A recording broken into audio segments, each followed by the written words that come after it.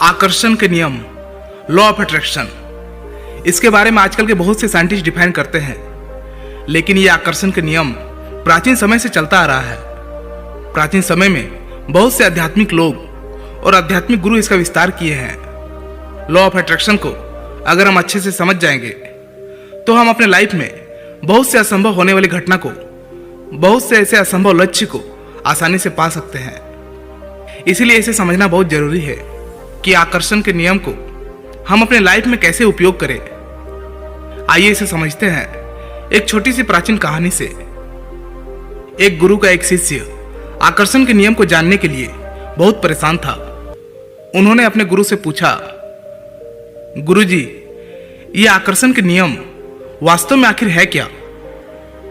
गुरु ने इसका उत्तर दिया कि हम जिस पदार्थ या वस्तु को चाहते हैं वह हमारी तरफ खींची चली आती है। सिर्फ इतना ही जानने के बाद वह शिष्य ने एक प्रयोग किया। उसने एक बर्तन में पानी भरकर अपने घर के बाहर रख दिया और पूरी शक्ति से सोचने लगा कि यह पानी भाप बनकर उड़ जाए। बहुत देर से वह अपने मन को एकाग्र करके पूरी शक्ति लगाकर सोच ही रहा था कि बर्तन से पानी उड़ जाएगा, लेकिन ऐसा बिल्कुल नहीं हुआ। उन्होंने जब यह घटना देखा तो वह तुरंत अपने गुरु के पास गया और बोला, गुरुदेव, यह जो आकर्षण का नियम है वह काम नहीं किया। मैंने आज सुबह एक प्रयोग किया था। एक बर्तन में पानी रखकर पूरे शक्ति से एकाग्र होकर सोच ही रहा था कि उस बर्तन से पानी भाप बनकर उड़ जाए, लेकिन गुरुदेव, ऐसा बिल्कुल नहीं हुआ। फिर गुरु ने कहा, आकर्षण का नियम सिर्फ सोचने से काम नहीं करता, उसके लिए हमें उनके अनुसार कर्म करना आवश्यक होता है। जैसा तुम सोचते हो वैसा ही तुम कर्म करते हो, और अगर केवल सोचते रहोगे, कर्म करोगे नहीं, तो वैसा ही होगा जैसा तुमने आज पानी के बर्तन में देखा। यह कहने के बाद गुरु बोले, चलो कुछ कर्म करते हैं, और शिष्य के साथ गुरु चले गए। गुरु की आज्ञा के अनुसार शिष्य ने लकड़ी इकट्ठा किया और उस भरा हुआ पानी के बर्तन के नीचे आग लगा दिया। कुछ समय बाद पानी पूरी तरह से भाप बनकर उड़ चुका था। गुरु ने कहा, देखा कि सोचने के बाद कर्म करना आवश्यक होता है। कर्म चीजों को हमारी ओर खींचने में मदद करता है। अगर तुम्हारा मन करता है कि तुम पानी को भाप बनाकर उड़ा दोगे, तो तुम कर्म करो। फिर शिष्य के मन में एक सवाल और आता है कि अगर कोई कर्म नहीं करे तो इसका मतलब उसके जीवन में कुछ भी घटित नहीं होगा। फिर गुरु ने कहा, एक काम करो, उस बर्तन में फिर से पानी भरकर ले आओ। शिष्य ने गुरु की आज्ञा मानते हुए उसने दोबारा से बर्तन में पानी भरकर ले आया।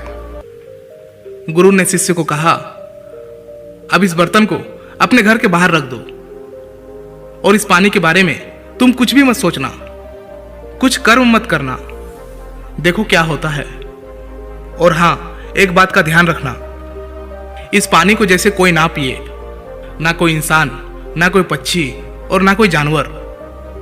शिष्य बोले, ठीक है गुरुजी। उस दिन सुबह से शाम हो गई, लेकिन बर्तन का पानी में कोई फर्क नजर नहीं आया। पानी जैसे के तैसे था। यह देखकर वह हैरानी से दौड़ते हुए गुरु के पास गया और बोला, गुरुदेव, आज सारा दिन बीत गया, लेकिन उस बर्तन के पानी में कोई फर्क नजर नहीं आया। यह सुनकर गुरुजी मुस्कुराए और बोले, कुछ दिन बीतने के बाद तुम दोबारा आना, लेकिन याद रहे, उस बर्तन के पानी के बारे में कुछ भी नहीं सोचना है। फिर दूसरे दिन शिष्य ने देखा कि बर्तन के पानी में कोई बदलाव नहीं है। बर्तन की पानी का आयतन लगभग उतना ही था, सिर्फ थोड़ी सी नाम मात्र का कम दिख रहा था। इसी तरह समय बीतते गया। ठीक 7 दिन बीतने के बाद उस बर्तन का पानी पूरा खाली हो गया। यह देखकर शिष्य आश्चर्य हो गए और दौड़ते हुए गुरुजी के पास गया। बोला, गुरुदेव, उस बर्तन का पानी शायद कोई पशु या पक्षी पी गया है। बर्तन बिल्कुल खाली हो गया है। गुरु ने कहा, किसी ने उस बर्तन को खाली नहीं किया। तुम्हारे चाहने या ना चाहने से इस पानी को भाप बनने या जमने से कोई रोक नहीं सकता। यही ब्रह्मांड का नियम है और यह स्वाभाविक रूप से चलेगा। लेकिन हाँ, अगर तुम कर्म करो तो यह हो सकता है कि जिस पानी को उड़ने में 7 दिन लगे, वो क्रिया कुछ ही क्षणों में संपूर्ण किया जा सकता है। फिर शिष्य के दिमाग में एक सवाल और आया। उन्होंने पूछा, गुरुदेव, जो लोग कर्म करते हैं या चाहते हैं, क्या उन्हें वो हमेशा मिलता है?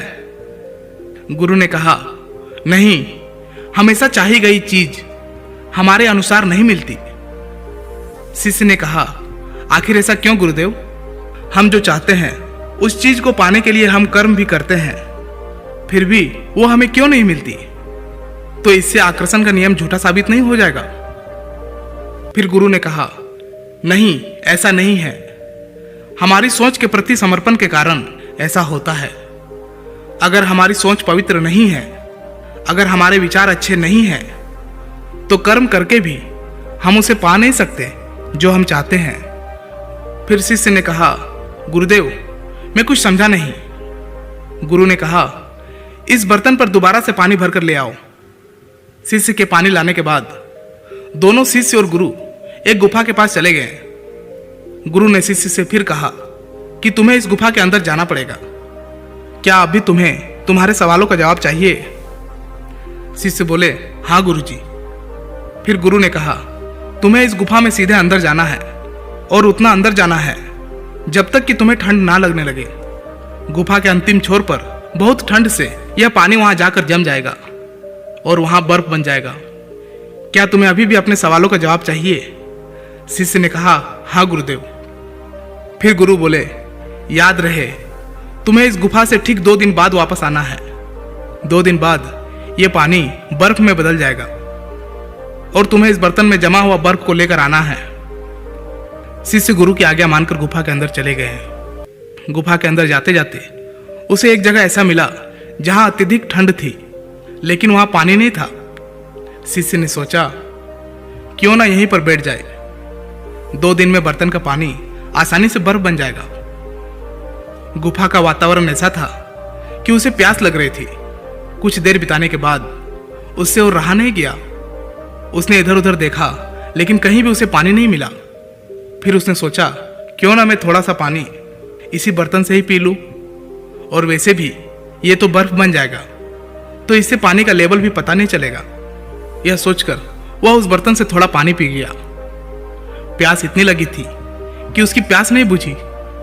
कुछ समय और बिताने के बाद उनकी प्यास और बढ़ गई थी, लेकिन पानी में बर्फ की मात्रा बढ़ने लगी और वह सोचा, गुफा के थोड़ी बाहर गर्मी है, वहां जाकर बर्फ पिघलाकर थोड़ा और पानी पी लूंगा। और वैसे भी गुरु ने सिर्फ बर्फ लाने को कहा है, मैं बर्तन में थोड़ी सी बर्फ लेकर चला जाऊंगा। और इस तरह करके उन्होंने थोड़ा थोड़ा पानी पी लिया। बार बार पीते पीते 1 दिन बीत गए और बर्तन का पानी आधा हो चुका था। ठीक दूसरे दिन उन्हें प्यास इतनी जोर से लगी थी कि उन्होंने बर्तन का पूरा पानी पी गया। फिर भी उसकी प्यास नहीं बुझी और वह पानी की तलाश में व्याकुल होकर गुफा के बाहर चला आया। जैसे ही वो बाहर आया, वहां उनके गुरु पानी लेकर खड़े थे। शिष्य ने तुरंत गुरु के हाथों से पानी लेकर पिया। गुरु बोले, तुम्हारी बर्तन कहाँ है और बर्तन में जमे बर्फ कहाँ है? यह सुनकर वह शर्मिंदा होते हुए बोले, गुरुजी, प्यास के कारण मैंने सारा पानी पी गया। और वह निराशा होकर दोबारा बोले, क्या अब मेरे सवालों के जवाब मुझे नहीं मिलेंगे? गुरु ने कहा, उत्तर तो मिल गया। केवल सोचने से कुछ नहीं होता।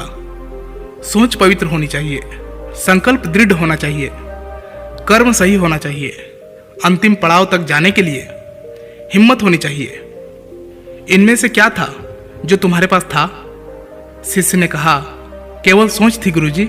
गुरु ने फिर कहा, अंतिम समय में तुम्हारी सोच भी तुम्हारे साथ नहीं रहती। क्या तुम जब गुफा से बाहर भागे तब भी तुम्हारी सोच बर्फ जमाने की थी?